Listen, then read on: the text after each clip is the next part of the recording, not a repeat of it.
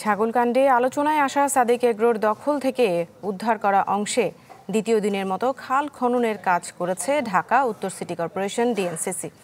রাজধানীর মোহাম্মদপুরের বেড়িবাঁধ সংলগ্ন এলাকার রামচন্দ্রপুর খাল দখল করে ফার্মটির একটি বৃহৎ অংশ গড়ে তোলা হয়েছিল। পরে গতকাল ঘটা করে উচ্ছেদ অভিযান চালিয়ে সেটি গুড়িয়ে দেওয়া হয়। কেবল সাদেক এগ্রো নয়, বেসরকারি শিক্ষা প্রতিষ্ঠান ইউল্যাবও খালের জায়গা দখল করে রেখেছিল।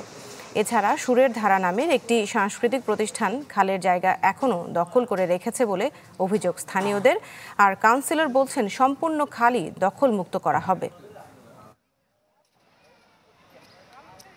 বিল্ডিংটা তো খালের মধ্যে, বিল্ডিং এর কথা যেই কইবার যায় হ্যাঁ এই কয় হ্যাঁ লগে পারবানি, হ্যাঁ অনেক মোটা মাপের মানুষ। ইটার বিল্ডিং ওইটা করছে বন্যাসুদ্ধি, ওইটা করছে এক দারোগা না এফসি ওই বাড়ি। 3 দিনে এই খালের কাজ চলবে।